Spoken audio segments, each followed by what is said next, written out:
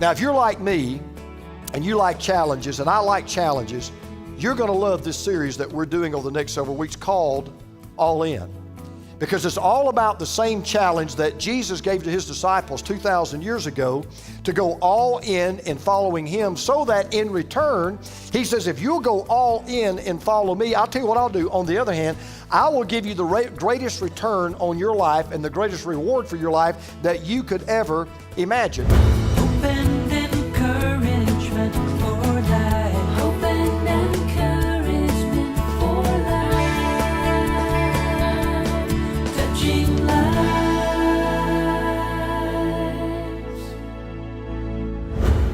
Just out of curiosity, how many of you ever played the game Texas Hold'em? We're not going to kick you out of the church if you raise your hand. So, how many of you done that? Okay, Jonathan's played it, so some of you guys played Texas Hold'em, right? Well, if you've ever played Texas Hold'em, you know you're familiar with the term all in, because at any time in the game, a player can decide to put all of his chips on the table, bets his entire stack, and everything that he has to offer, and he puts it on the table, win or lose. And when a player does that, what he's saying to every other partner around there is, I'm betting everything I have. I am committing all that I've got. If you've ever heard the term bet the ranch, that goes all the way back to the Old West, because literally back in the day, if you were playing poker back in the Old West and you got hot and you were starting to win hand after hand after hand, and there was a really big pot on the table and you really wanted to clean up, you could literally take a piece of paper and sign your ranch away. You could, literally bet the ranch and put everything you own, everything you have on the table, and bet everything that you've got. And it was called going all in. Now, if you're like me and you like challenges, and I like challenges, you're going to love this series that we're doing over the next several weeks called All In. Because it's all about the same challenge that Jesus gave to his disciples 2,000 years ago, to go all in following him, so that in return, he says, if you'll go all in and follow me, I'll tell you what I'll do. On the other hand, I will give you the greatest return on your life and the greatest reward for your life that you could ever imagine. Now, you may say, well, hey, that sounds like a great challenge. Well, before you decide to take the challenge, let me go ahead and be up front, because Jesus was. It's not easy. Jesus says, I want you all in. If you're going to follow me, I want all the chips on the table. And see, I learned something as I studied this passage, something I wish I had learned early in my ministry. And I'm going to make a confession. I didn't really get this for a long time. It's one of the reasons I started this church. I finally understood one day that what Jesus is looking for and what most churches are looking for are two completely different things. And I used to be caught in this trap. Too many churches are looking for decisions. Jesus is looking for disciples. And there's a big difference. Because we've got churches today, in my opinion, that are filled with people who have made decisions, some type of decision, but they've really not become true disciples. Well, one Bible scholar put it this way: it is possible to claim to be a follower of Jesus without being a disciple, to be a camp follower without being a soldier of the King, to be a hanger-on in some great work without pulling one's weight. Someone was once talking to a great scholar about a younger man. He said, so-and-so tells me that he was one of your students, and the teacher answered devastatingly, he may have attended my lectures, he was not one of my students. There is a world of difference between attending a lecture and being a student. It is one of the supreme handicaps of the church that in the church there are so many distant followers of Jesus and so few real disciples. Let me put it to you another way. We've got a world outside that looks at those of us who come here and sit on the inside, and here's what I think a lot of them think. They see people who have been regularly exposed to small doses of watered-down religion, and they've been inoculated against genuine, real Christianity. And so they look at us and they mistake Christianity for this watered-down version of quote-unquote religion, of showing up at church once in a while, and they basically say, if that's what Christianity has to offer, I've got better things to do with my life. If that's all Christianity has to offer, I've really got better things to do with my time. And what I want us to learn today is real simple. Jesus is not looking for weekend warriors. He's not looking for people that just, when they feel like it, when they're not going to the lake, when it's not raining, they'll show up every once in a while to a National Guard meeting. Jesus is looking for full-time, everyday, Sunday through Sunday spiritual Marines. Now, if you brought a copy of God's Word, I want you to turn to the third gospel, Matthew, Mark, and Luke. I want you to turn to the Gospel of Luke, the 9th chapter. And while you're turning, Jesus tells us in one of the strongest challenges he ever gave to anyone what it really means to be all in. Now, before I get started in this, let me tell you something that I really, really, really believe with all of my heart. I tell young pastors this. I'm going to tell you something I think is not only ultimate hypocrisy, the ultimate hypocrisy, I think it's a fireable offense. I think it is the ultimate hypocrisy and a fireable offense for a pastor to ask his people to do something that he's not willing to do and do more than he's asking them to do. I think I'd be a hypocrite if I said to you, I think everybody ought to tithe, and I didn't give more than a tithe of my income to the work of God. I think that'd be hypocritical. I think I'd be hypocritical if I said to you, you ought to read your Bible every day, and I didn't read my Bible every day and read more of it than you do. I think it's hypocritical if I say to you, I think you ought to share your faith with other people, and I never share mine, and really don't try to share it at every chance that I get. So I really believe that when it comes to a pastor asking his people to do something, the first thing that pastor better make sure of is, hey, I'm not asking my people to do something I don't do and not even try to do more of. I try to set the highest bar. God is no different. Yes, God asked us to be all in, but you need to understand that when God sent Jesus Christ, He went all in. When Jesus Christ died on the cross for our sins, even though He didn't have to, He went all in. And the same God that sent Jesus and the same Jesus that died says to us, I want you to be all in. I am a wholehearted Lord. I'm not looking for half-hearted followers. I'm looking for people who are all in. I'm looking for people who every day of their life get out of bed, look me in the eye and say, Lord Jesus, just for today, I'm betting the ranch. I'm going all in. In every area of my life, I want you and you alone to be in charge. I'm cashing everything in. This is what I want you to take out the door this morning. This is the whole point of what I'm going to say today. Matter of fact, it's really what I'm going to say the entire series. Jesus, who gave His all for us, wants us to give our all to Him. Jesus, who gave His all for us, wants us to give our all to Him. Now, if you look in Luke chapter 9 in verse 23, as we look in the mirror, Jesus says to His disciples then, just like He says to His disciples now, if you want to be a disciple, there's 3 things you've got to do if you're going to be all in. Real simple, super, super simple. Number 1, you've got to deny yourself. Now, every time I read the first 2 words of Luke 9:23, it blows my mind. I never read these 2 words and I go, it's the only time I think I've ever read Jesus say something, and I wanted to do what Peter did. You know, Peter on occasion would try to correct Jesus. Matter of fact, the only time Peter opened his mouth most of the time was to change feet. And you know, he was always in this habit of trying to correct Jesus and tell Jesus where he was wrong. Well, if there's any time Jesus says something and I want to really correct him, it's here, because listen to these first 2 words. If anyone would come after me. You know why that blows my mind? Because every time I read those words, I want to say, Jesus, what do you mean, if anyone? Don't you really mean since everyone would come after me? Because I would think if there's any person who's ever set foot on this planet that everybody would want to follow, it would be Jesus. I mean, if Jesus is who He said He was and did what He said He did, you would think, well, everybody wants to follow Jesus. And I have to be very honest. I still find it incredible that there are people that don't want to follow Jesus. It never fails to blow my mind when I talk to an unbeliever and I tell them everything that Jesus Christ is trying to offer them absolutely free of charge, and they say, not interested. It blows me away. Are you kidding me? I mean, you're talking about a blue light special. Listen, you don't want what's behind curtain number 2? You got to be joking.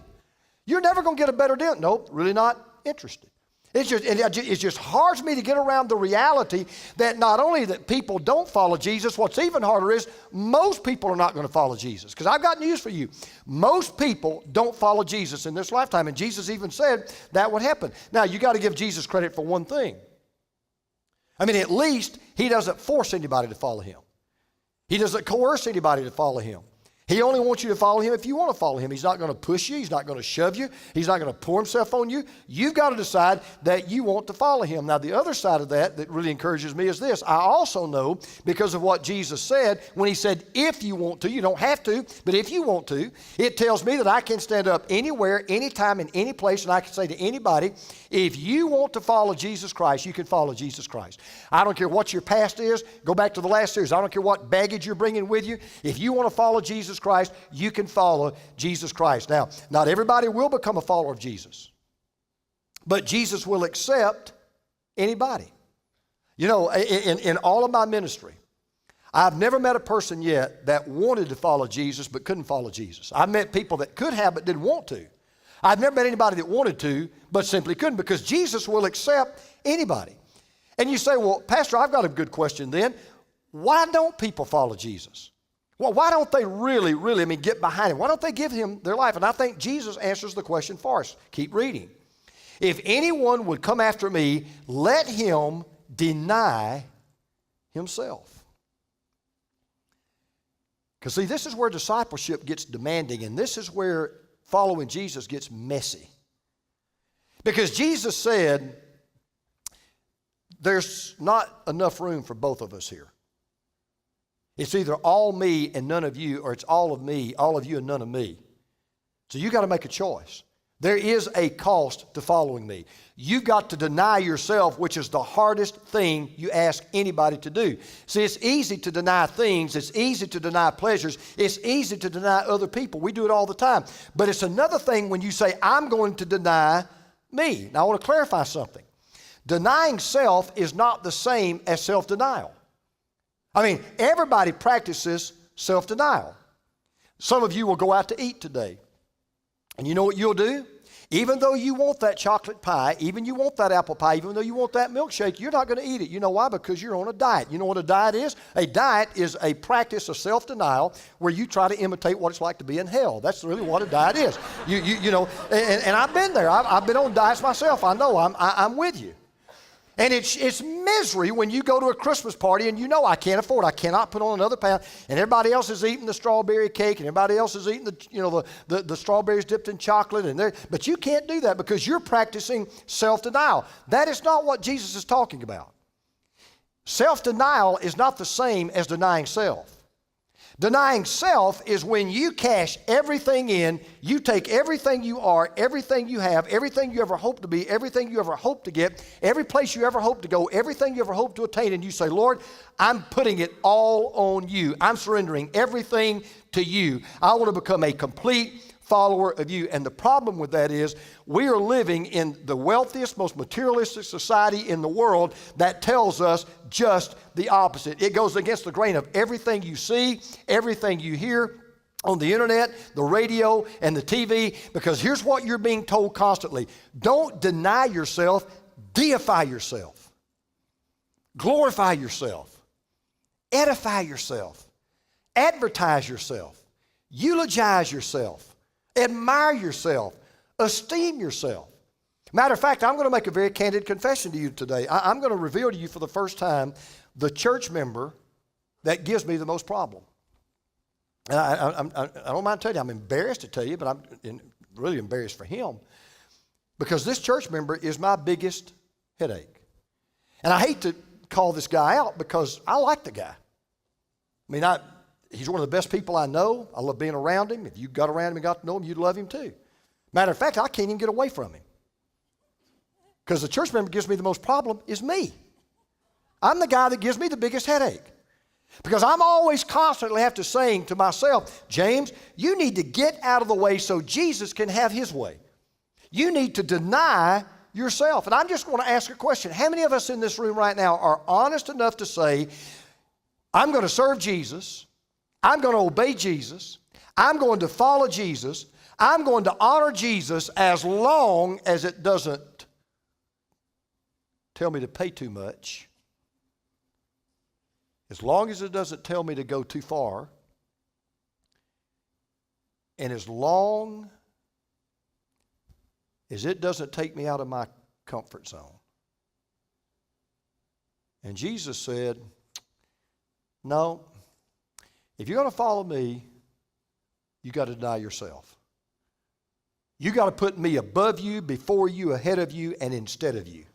You've got to get your life to the point where you say, from now on, it's all of you and it's none of me. Now, that's hard enough. And I'm going to be honest. If I had been Jesus' personal advisor, I would have kind of stepped up to him right then and I would have said, just leave it alone. I mean, let's have somebody follow us. Okay, let's just kind of leave it right there. Just don't go any further. What does he do? He says, oh, no. I'm just getting started. Because then he says, let's go to another level. I not only want you to deny yourself, I want you to die to yourself. He says in verse 23, if anyone would come after me, let him deny himself and take up his cross daily. Now that doesn't translate to us very well today. Because you have to remember, the cross back in that day was a symbol of death. We don't see anybody carrying a cross anymore. Back in the day, when you were being crucified, when you'd been given the death penalty, you had to carry your own cross to where you were going to be nailed and where you were going to die. Today, Jesus would have more said it something like this. I want you to take up the electric chair daily. I want you to take up the gas chamber daily. Because if you were walking down the road 2,000 years ago, if you ever saw somebody carrying a cross, they were not going to a party. They were going to die. Unlike today where we hang crosses around our necks, back then you hung on a cross until you died. And what Jesus is saying is, you've got to take up my cross in your life. You've got to have a funeral. Every morning when you get up, he says, do this daily. Every morning when you get up, you take your ego, your desires, your ambitions, your goals, you put all of them in a casket, you close the top, and you bury it. Because if you're going to follow Jesus, you got to go to your own personal cross, and you've got to die to yourself. Now, before you think that's too high of a price to pay, let me remind you that all Jesus is asking of us is simply to do for him what he's already done for us. As a matter of fact, it's very interesting to notice what Jesus said in the 2 verses prior to verse 23, because he puts all this in context. Here's what he had just said. And he strictly charged and commanded them to tell this to no one, saying, the Son of Man must suffer many things and be rejected by the elders and the chief priests and scribes and be killed. And on the third day, be raised. And simply put, Jesus died for us, and now he asks us to die with him. Now, understand what he was saying. He wasn't asking us to die for him. We can't die for him. We have sins. He didn't have sin. What he says is, look, you can't die for me, but you can die to you. And when we die to ourselves, only then can we live for him. And by the way, that's what he meant in verse 24 when he said this. Whoever would save his life will lose it, but whoever loses his life for my sake will save it. Now that's kind of interesting. Jesus said every day you have a choice with your life. You can use it on your own. You can keep it for your own. You can do with it what you want to do with it. You can give it to me. He said, now here's the deal.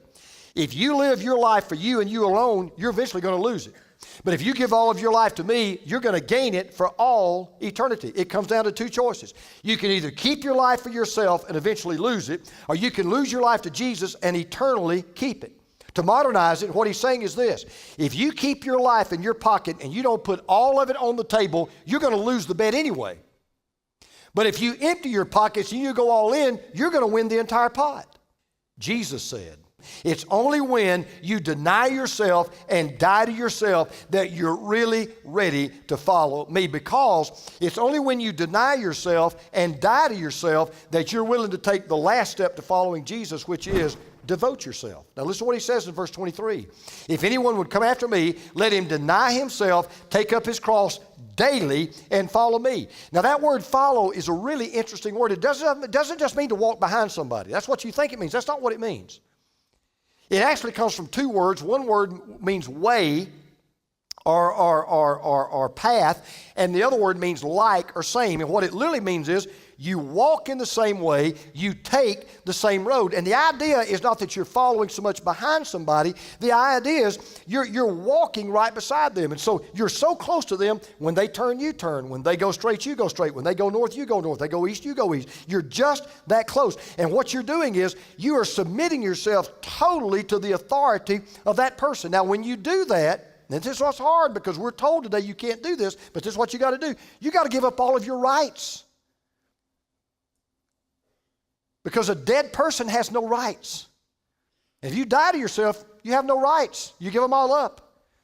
You give up all of your freedom. You give up all of your desires, all of your wants, all of your ambitions. You say, look, I'm surrendering everything to you, because this is the hard part.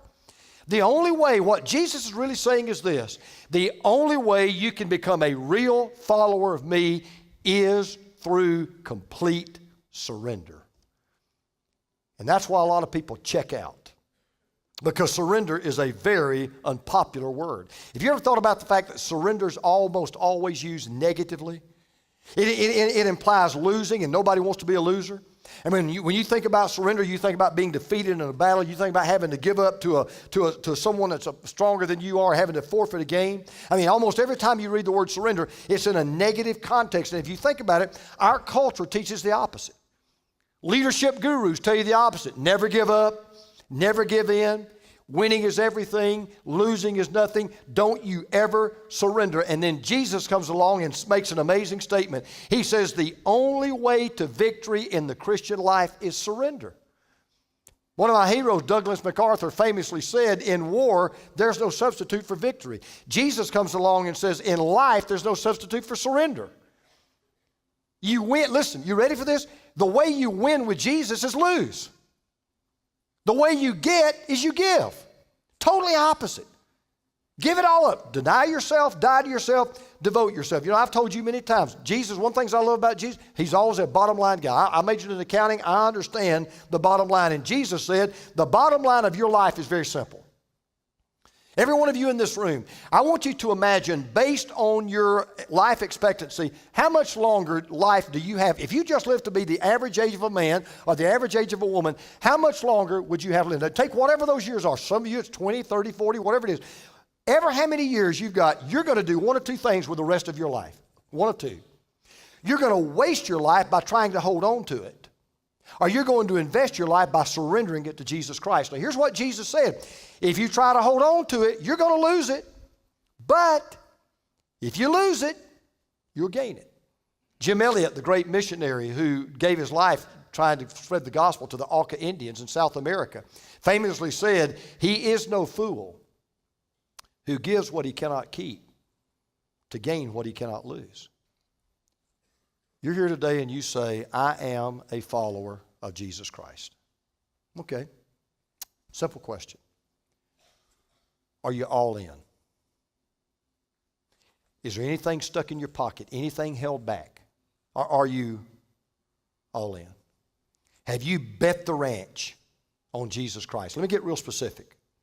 When it comes to your church, are you all in? Are you active in the church where you attend? Are you serving in the church where you attend? Are you faithful to the church where you attend? Are you financially supporting the church where you attend? Are you all in? Hey, how about this? How about your marriage? When it comes to your marriage, are you all in? Have you bet the ranch? Do you need to go home maybe today after church and look your spouse in the eye and say, I just want you to know I'm all in? No matter what happens, no matter what we may face, I'm telling you it's going to be till death do us part. Hey, how about this?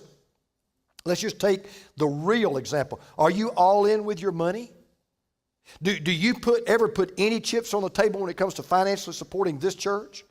When it comes to financially supporting and giving to God's work? Hey, you're single today. You're not married. Are you all in? When it comes to your sexual purity and your holiness, when it comes to living for God, when it comes to doing the right thing, when it comes to making sure you don't go where you shouldn't go and you don't do what you shouldn't do and you don't maybe see or hear what you shouldn't, are you all in? Hey, how about you have a job? Are you all in your work? Are you the kind of employee that your boss would look at and say, if that's the way every follower of Christ works, I wish everybody in my company was a follower of Christ? So it's a fair question. Are you all in? So you may remember when you were in school studying about an explorer by the name of Hernando Cortez. If you don't or don't remember it, if you never studied it, it's a great story to close on. He was from Spain. And in 1519, he came to Mexico and he landed at Veracruz, and he was given the task of doing one thing. He had one assignment. He was to go in and conquer the land and build a Spanish colony. Well, you may not have heard the story, may have forgotten it, but he did an amazing thing that's so amazing, we still talk about it 500 years later. When all of his men got off the boat and got on shore there in Mexico, Can anybody tell me what Cortez did? He burned the boats. And the soldiers are looking like, what are you doing? This was back before, United and Delta and all of that. I mean, and he didn't say a word till the boats burned and sank. And then he turned to his shocked men and he said this: we will either win this victory or we will die trying, but we're not going back. And what Jesus is saying to every one of us in this room who claim to be one of his followers is this: I'm asking you to bet the ranch.